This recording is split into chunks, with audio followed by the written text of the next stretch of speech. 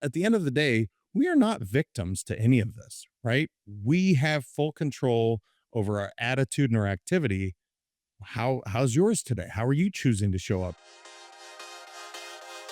Hey, it's Nikki Llewellyn Gregory, and you're on Gut Plus Science. You're in for a fast paced, storytelling, action item rich leadership growth experience.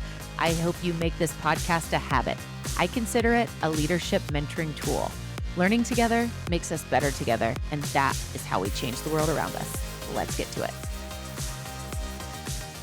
Hey, it's Nikki back on Gut Plus Science. So, leadership growth rarely fails because of a lack of strategy. It stalls because leaders are out of alignment, uncertain in their belief, or unwilling to fully choose and commit to the path forward. And I'm jacked to dig into this today. I've got a theme about belief going on right now. Like, belief can just trump everything else. So today we're going to fix that, fix all of what I just said. I'm joined by JM Ryerson. He is a leader, a coach, and a thinker who has spent the last 2 decades living and teaching a simple but powerful framework that he calls the ABCs. Can I just remind everyone how much more simple we need in our life? The world is so complex right now, and it's like one more platform, one more, like it's just all the things, shiny objects, right? Like keeping things simple. So today we're going to unpack how alignment creates clarity, why belief is the real foundation of change, and how the choices that we make as leaders every day determine how our growth will really stick. So we're going to talk about like all of it: discomfort, risk, why we fail, da da da. So if you're navigating change or just haven't got to the place that you want to get, I think this is for you. And I'm learning it for the first time too. I kind of got a little glimpse and I was like, oh, this is what we're doing on this episode. So JM, welcome to Gut Plus Science.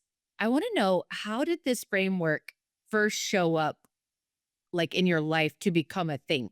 Where'd it come from?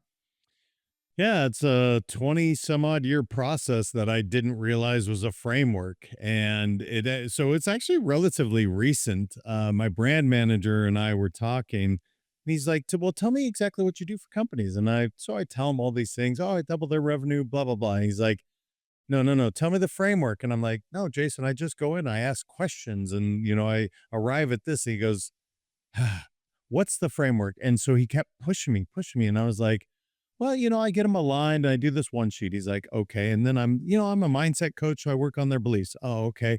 And then I work on really, once we create all the habits, then we work on the choices that they make. And he's like, ABC. And I was like, oh.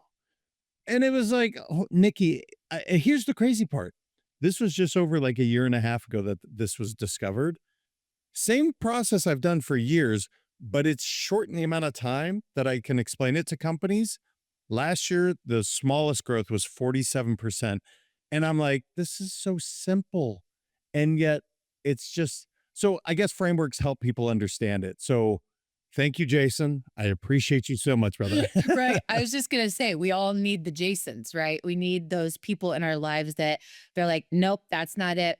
Go back to the drawing board. Nope, there's something. And they just dig with you to help you figure it out. And now it's like, this is like a universal framework that you can apply to all clients and then teach others to help, pay it forward. And here we are doing this. So this is really cool.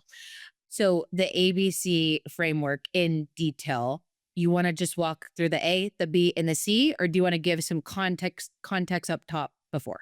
Now, let's just start into it. Here's how I start with a company. I walk in and I say, tell me your core values. It's a very loaded question I ask every company.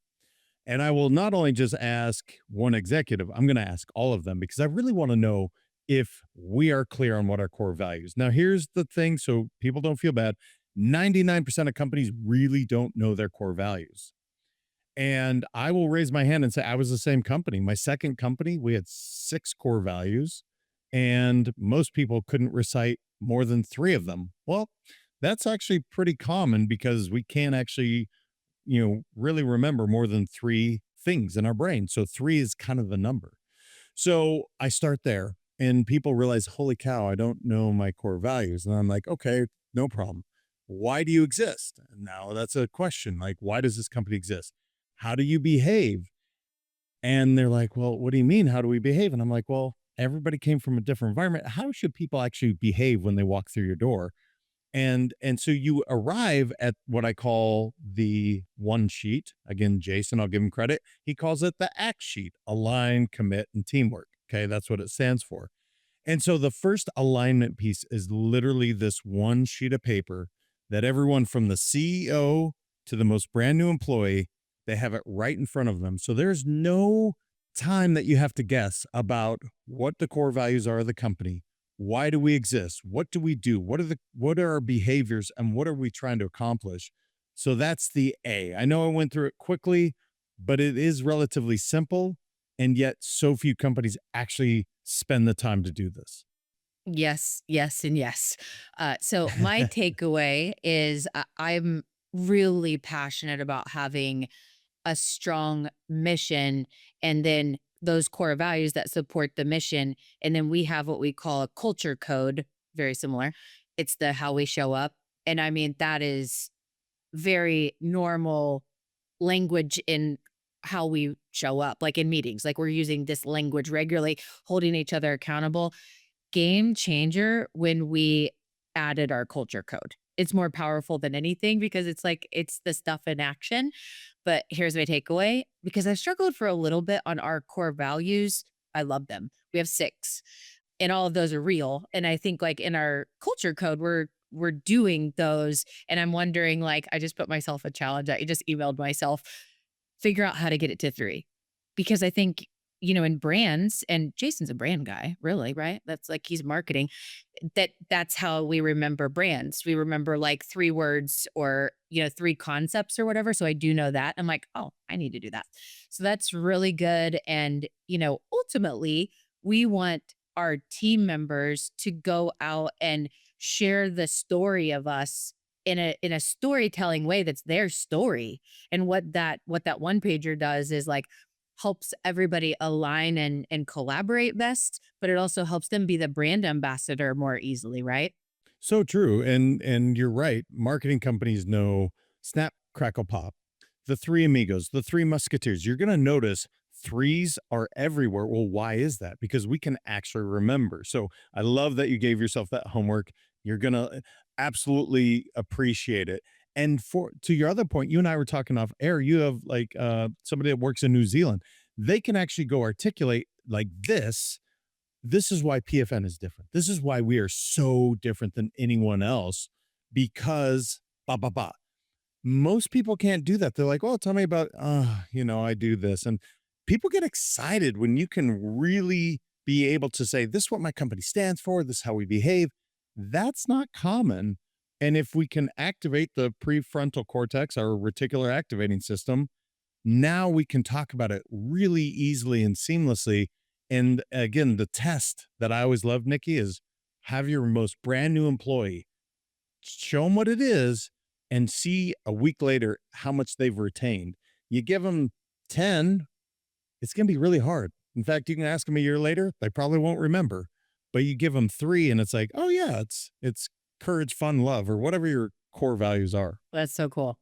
So we're both podcasters. So JM has an incredible podcast. We'll have to make sure to include that in the show notes here in just a little bit.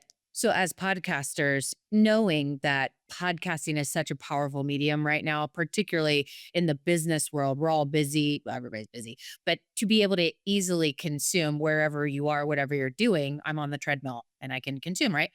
So knowing that it's the medium that reaches the most people at this time on demand, thinking about how podcasts, because they're so story oriented and it's very relationship building because you have this intimate experience because someone's in your ear, which is really a fact. Jason could back that up, marketing.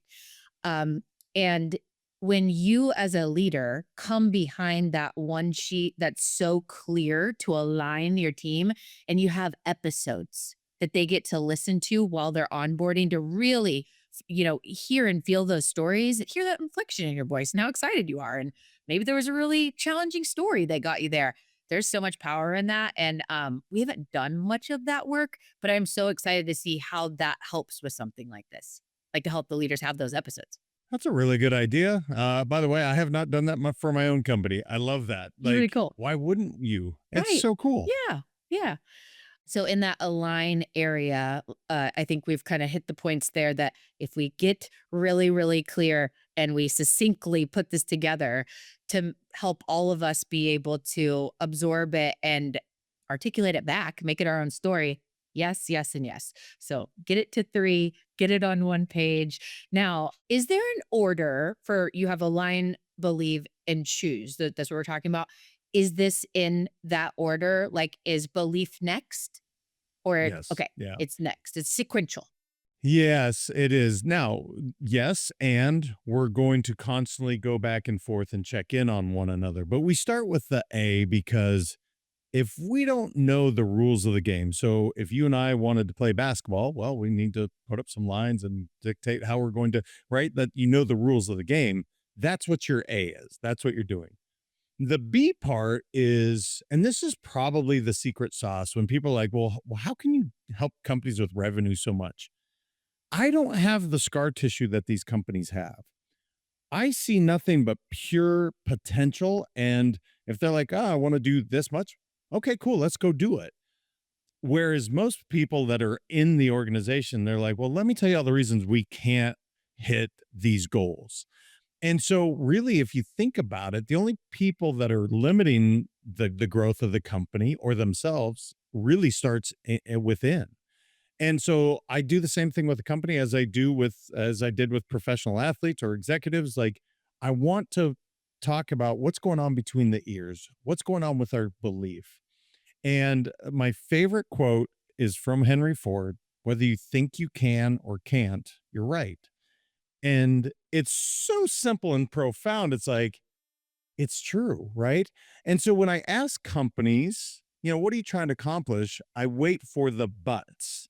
And those buts are really all the self limiting beliefs that we have picked up along the way, that we are absolutely putting out there every day. And so for a big part for me working again, whether it's executive teams or the sales team or whomever I'm working with inside of a company, what's that but? What are those limiting beliefs that you're putting forward? Because ultimately, we're never going to get there, these goals that we put on that one sheet, if we don't deal with the B side of things. Yes. This part right here is you said secret sauce, so I'll just use that. I believe that so much.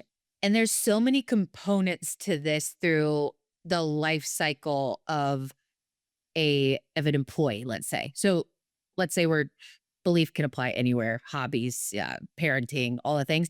But let's lean into the workplace and someone that has a role on the team, belief and alignment to make sure. Oh, I said alignment.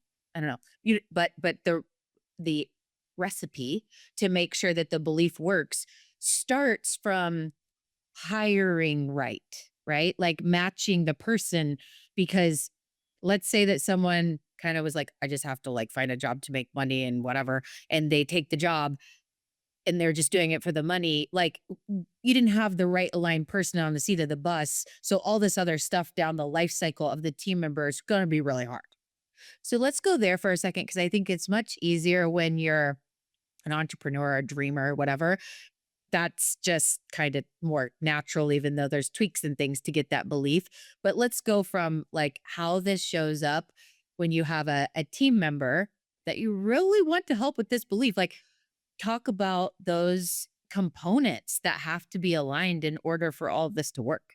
Bring that to life. Yeah, I love how you weaved it right back in, right to the one sheet. So I'll give you an example. My core values of my company: happy, healthy, wealthy. Okay, they're pretty simple, right?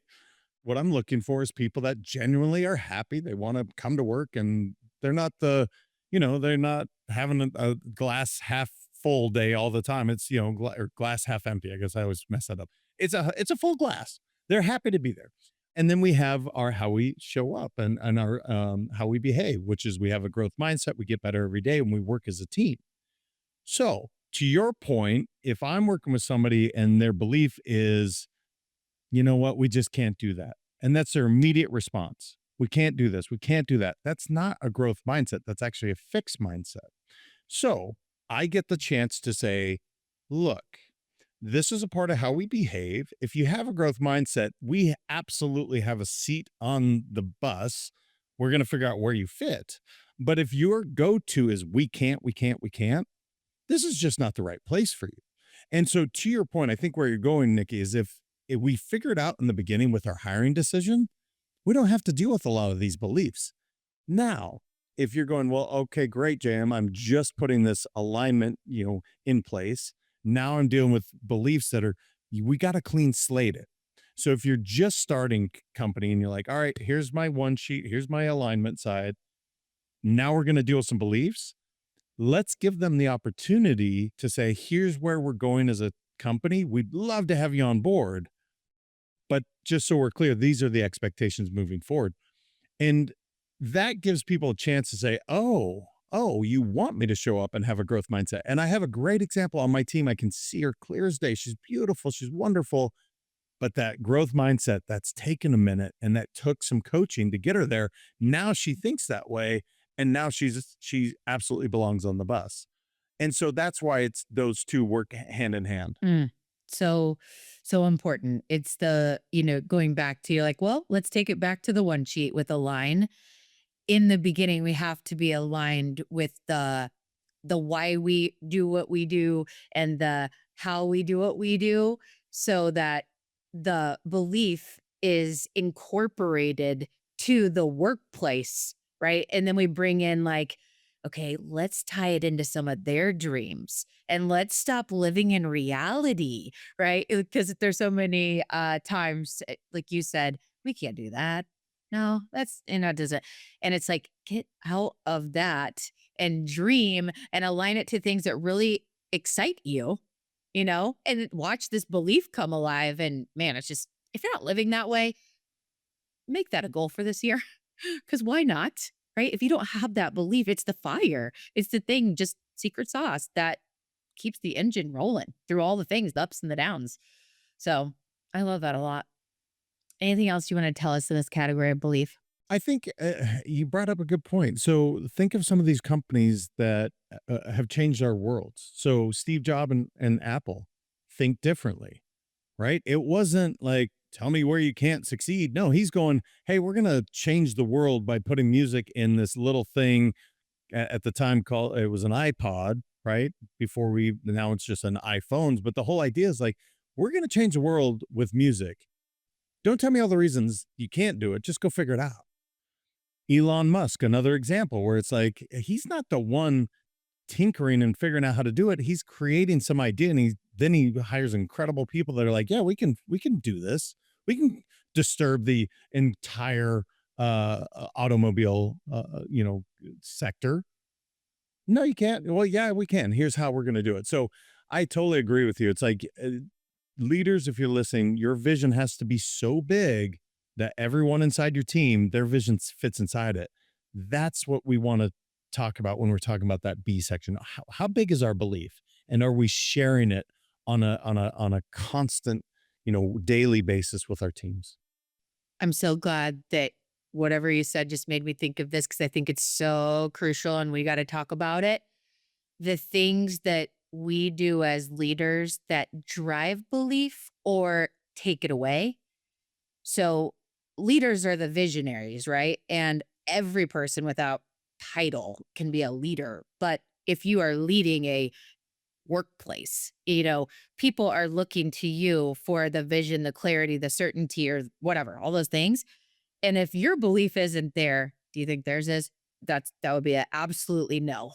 Let's talk about that for a minute. What do leaders need to do to make sure that they are ripple affecting belief and particularly what not to do? Yeah, so this is where I do a lot of executive coaching, exactly what you're talking about. I ask another question to almost every leader. What did you do for yourself this morning? And oftentimes, Nikki, they look at me and they talk about the email and the kids and the dog and the husbands. And I mean, there's a litany of things they say. And I said, no, no, no, no. What did you do for you? And I'm telling you right now, this is systemic across most organizations. People aren't looking to fill their own bucket first. Well, if you can't fill somebody else's cup out of an empty cup. You have to fill your own first. And to your point, every single day, what I hope people listening are hearing is I am worthy of taking care of me first. And as leaders, if I do that, if I truly fill my bucket, again, the simple way is take care of your mind, your body, and your soul every single day, right? I have my absolute non negotiables every single day that I don't miss because I want to work on my mindset. I want to work on my beliefs. I want to show up as the best leader I can. But so often, Nikki, I ask that question and I get back just blank stares or answers that don't include anything to do with themselves. It's really challenging to have positive mindset and beliefs if the first thing you do is you pick up the phone and you go to your email or social media or name the various things that you can do in this very busy world. I ask and I implore people to just take care of you for 15 minutes a day. Just give yourself that gift. That allows you to have clarity. That allows you to have the beliefs to go accomplish these things. Otherwise, you're just running on somebody else's agenda, whether that be Instagram or somebody's email. So it's not that I'm not, I have my cell phone right here too, but it's not the first thing I'm going to look at in the mornings. I want to take care of me first. That's really good. Yeah. Big proponent, absolutely committed to my morning routine. My husband's obsessed with his morning routine. So that helps, because we do not all of it together, but it's like if we just dive right in, we're like, what are you doing? Like, hello, like your day's gonna suck. Like, so you might want to like push pause, but it's really important to have those rituals or habits to pour into you and get yourself grounded, really. Because it really, too, at a deep level, is for another episode. It's so much of our inner work in our alignment with self, right? Our self identity and things like that, because that stuff comes over if we don't like, not to say check it at the door, but to get our mind right. And so I can't agree more, not to go too much down this belief path, but it's so important. So many companies are struggling right now. I mean, like going through layoffs and really tight cash flow and I mean, devastating things. How do you lead belief well through the dips or the times in the desert, if you will? Yeah.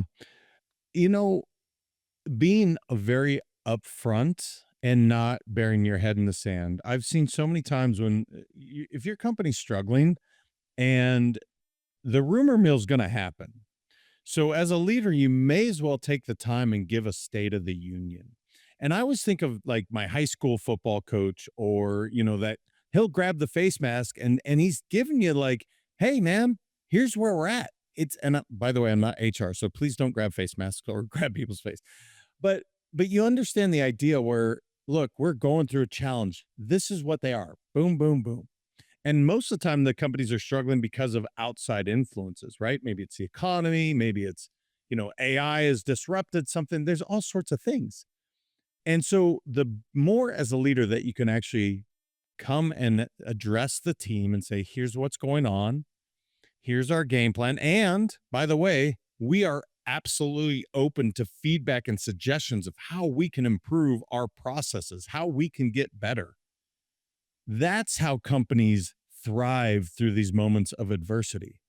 But often you're right. That's just like, well, we're just going to pretend like everything's fine, or we're just going to lay off 10% or 15% of the workforce and then not address it at all. That's about the worst thing you can do. Because remember, people can deal with almost anything you're going to tell them. They can't deal with the unknown. And so, as a leader, don't leave them in the unknown and in the dark. That is just a terrible place to be. So true.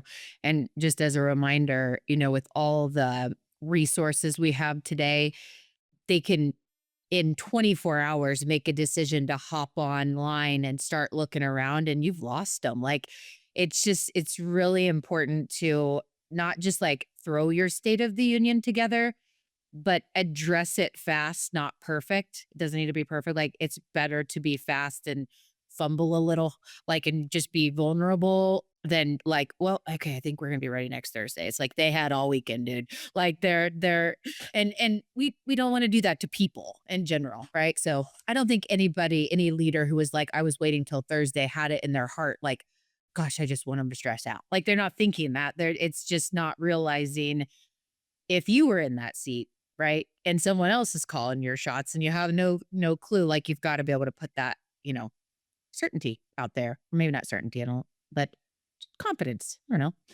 So that's really good. Let's move on to choose. C is choose, right? Tell us about that one. Yeah. So now that we've created this amazing one sheet, now that we've worked on some of the lease, what are we going to actually execute on? And one of the biggest, most simple examples, I ask people all the time, tell me about your meeting cadence. And most people are like, I don't know. I set an agenda and then we all get together and we talk about a couple things, we leave. And I'm like, well, was it a productive meeting? You see people roll their eyes when you say the word meetings. They're like, oh, another meeting. Meetings don't have to suck. They really don't, guys. They can be awesome if you choose for them to be awesome, but I would have a game plan. And so one of the things that I coach on is literally to choose to run a meeting with a certain cadence. So mine is AEIO. Stands for achievements or wins. E stands for expectations. I stands for issues. O stands for outcomes. Now, I can choose to do that and actually have an engaged audience with me, or I could choose to run the really boring meeting that nobody gets anything out of and they roll their eyes. And so that's just one example of choosing to execute. And there's many more that I go through on a daily basis, but what I really want people to see is that there's best practices. Are we choosing to execute in that way, or are we choosing the lazy way? Are we choosing, some bad habit that we picked up along the way?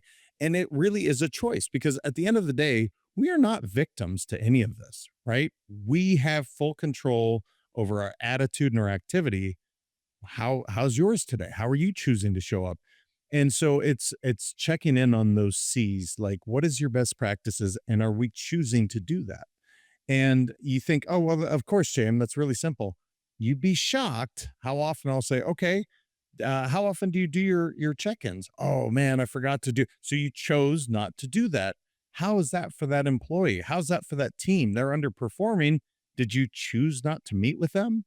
And so it just is a great reminder to say, let's get very clear on our expectations and let's choose to actually execute on them. So this makes me think of at People Forward Network, one of our culture codes, so behaviors, and we use this language I'm about to tell you, maybe more than most. If it's not a hell yes, it's a hell no.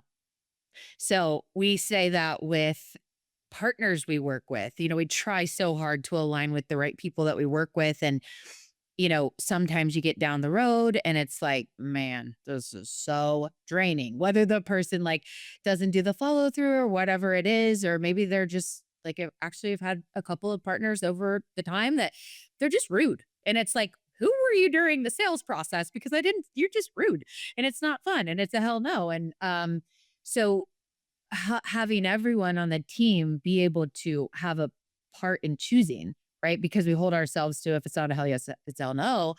That's that's a way we're doing that. And then, in general, I think if you look at Jeffrey Gitomer, you know that guy? He's a sales coach with many books from back in the day. You know him? No, Oh, no. I like his stuff, and I always remember this quote he said, "In order to get what you want, you have to know what you want and have a game plan to get there." So, back to your victim comment, I mean, whatever it is, it's like, "Oh my god, this whole day was so freaking." It's like, why? Like, why are you doing that then? So, why are we doing it this way? Something that we started to incorporate at People Forward Network as an example to the meetings is how do we do this asynchronous thing so that we could get all the same thing done, but we don't have to meet all the time? And then we figured out all the like different types of meetings and which ones we could pilot asynchronous with. And what platform are we on asynchronous? And how do we hold each other accountable to that with a very flexible first way of working? And man, like we are doubling down for next year to a point where we are becoming a 4-day work week. And we're going to then take basically double the meetings of what we did this year to do more asynchronously. We love being together, relationships, all that. But our top culture code, the one at the very top for a reason, is work life integration. having the flexibility to live the entire life that we want to live. And, I have a team member that's like, 3 o'clock is Uno time with my girls. And it makes me almost cry like when I hear the stories about that because she came from a terrible workplace before. But it's creating that life. And what if there was like this non negotiable 3 p.m. meeting? What's really more important, right? Your kids are only at that age for so long. So just challenging us to lean into why are we doing it this way? You can change it. I love that. So good. God, I love what you just said. Think of the leadership that you just heard there, guys. You receive feedback along the way, like what can we get better? What can we continue to upgrade? And you chose to do that. There's so many leaders that choose not to get that feedback, right? That choose to say, nope, we're going to do a 5-day work week because that's just the way it is. No, like let's get feedback. Can we do it in 4 days and have that work life integration, as you call it? That's fantastic. Because guess what? When they are in their 4 days, they are probably kicking ass, man. They are there and they are going and they're excited. That's a great thing. Daniel Pink talked about in his book Drive. It's like result only work environment. Do I really care how long you there? No, I choose, or I want you to choose to kick butt while you're here. So absolutely incredible. I love it, Nikki. And kudos to you and your leadership team for having the courage to choose to receive that feedback. That's amazing. That's good. You know, we did a little episode internally. Actually, I think we've done a few of these where we've broken down some of these learnings with like asynchronous or whatever. And when you just said Daniel Pink in the book, like tying back to results, it's interesting, like with how I've taught others how we've done it.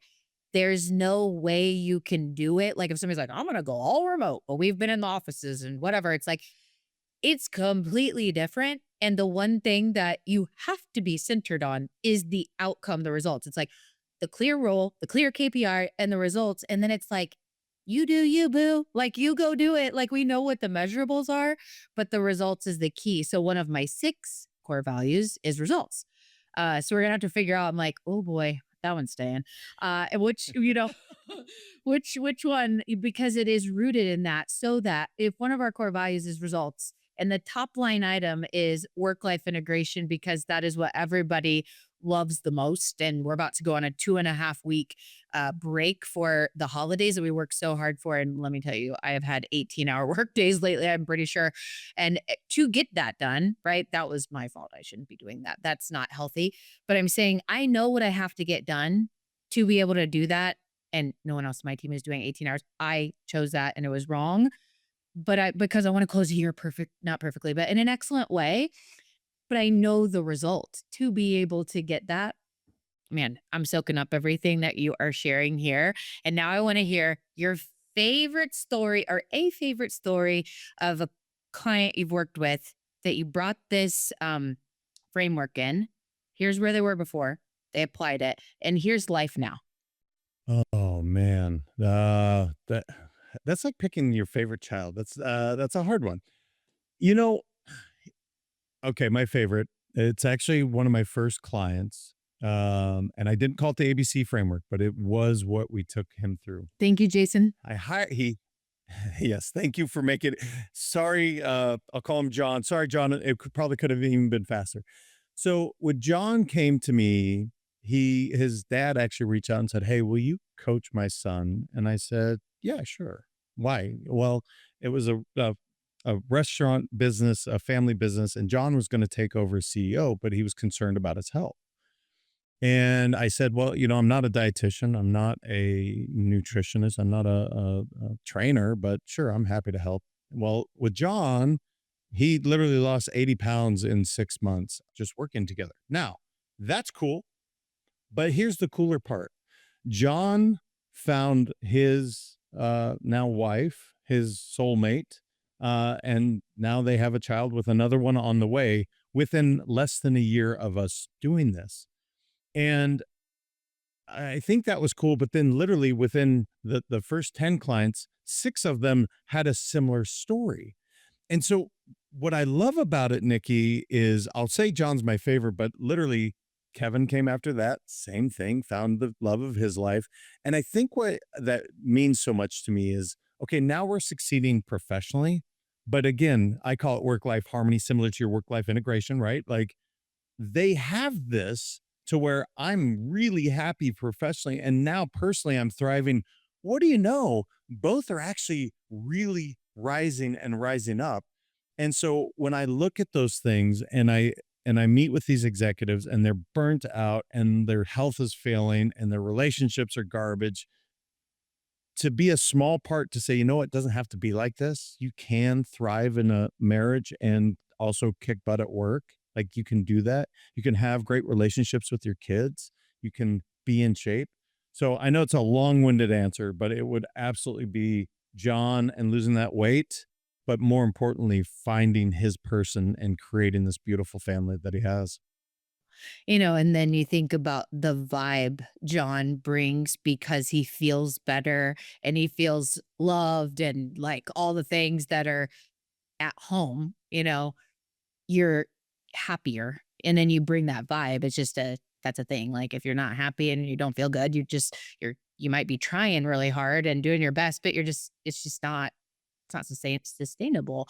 So it's really cool. Okay, before we go to our lightning round, I want to know the disqualifiers for this not to work. So basically, like when you vet a new client, obviously, you're going to take them through the ABCs. What will not allow this to stick? Yeah, the growth mindset is the biggest one. You know, you said the word change earlier, and actually I literally I used to say that word a lot too. And what I figured out, nobody likes change. Literally, like there's a very small percentage of the human population that actually enjoy change. But change is it's happening all the time, right? So I actually wrote my third book called Upgrade because literally what I figured out is people love to upgrade. And so whenever I'm working with clients, I'm very clear on this is an upgrade and here's why.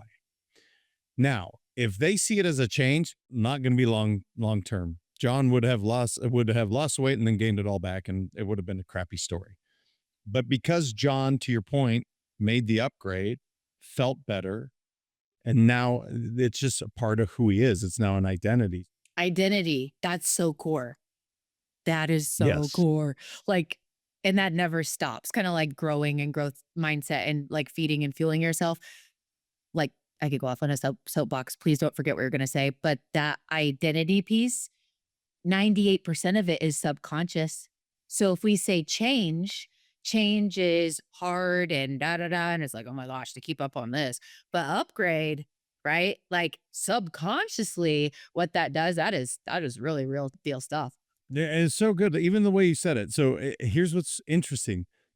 If you could see what Nikki just did, if you're watching this when she did it, she literally pointed with change. And this is how people feel when you're like, you need to change.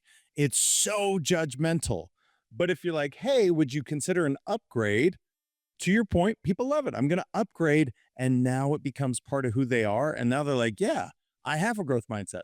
I am, in John's case, I work out and these are the things that I do. So to answer your question, because you asked what is the like what will make it fail is not being willing to really have that growth mindset and be willing to upgrade. If you're like, you know what, I'm comfortable where I'm at, let's just not work together because that's cool, man. Do you?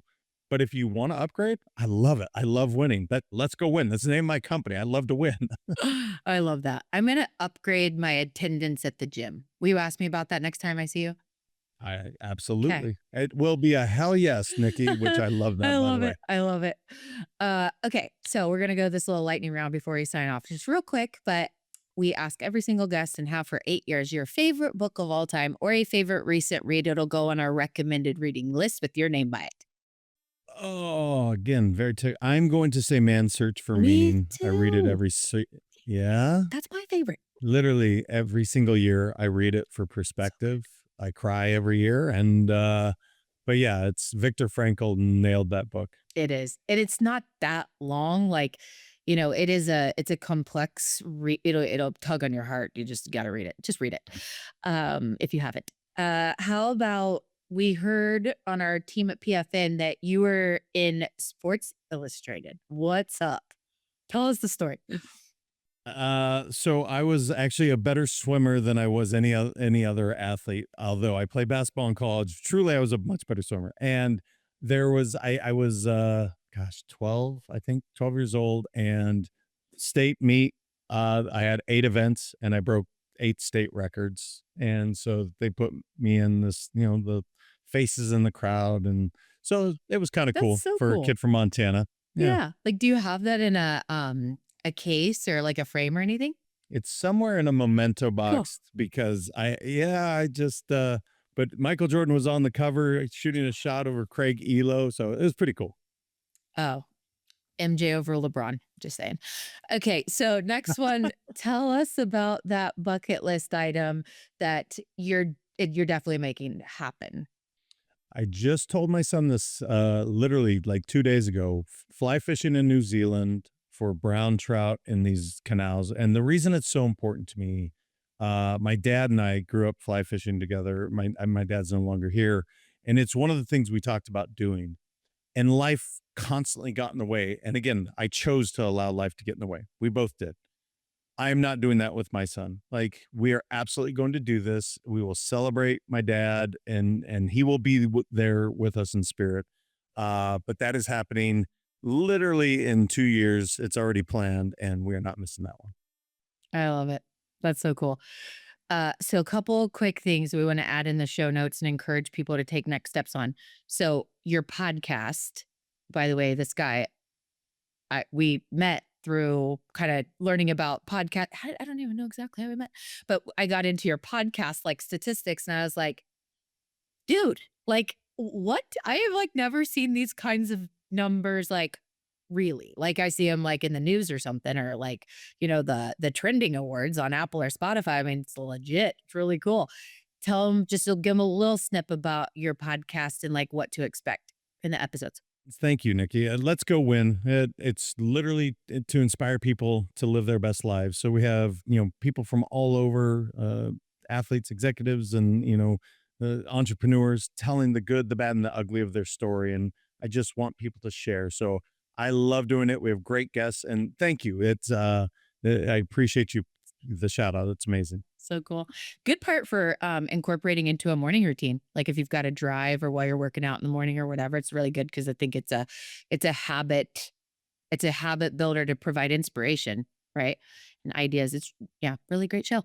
What is the best way to connect with you if someone has a question, wants to learn how to work with you, any of that, like the best way to connect directly versus just your website or whatever? You know what? I'm just gonna JM at letsgowin.com. You and I do a lot of these shows. I put this offer out there, and so many times I'll meet people later and they're like, "Well, I didn't want to bother you." I'm like, "Dude, I told you to DM me or email me. I meant it." So yeah, JM at letsgowin.com. And I'd love to hear from people. I value your feedback, and truly I would love to know, good, bad, and different. There's nothing you can tell me that I am opposed to. I love feedback. So yes, I would love for people to email. That'd be amazing. That's so cool. Well, thank you so much. Much more to come. Maybe another episode soon. I don't know, but excited for the year ahead to collaborate together and to learn from you more. And we'll get to work on the core values and get into the gym more. So, see you next Amazing. time. Thank you, Nikki. I appreciate you.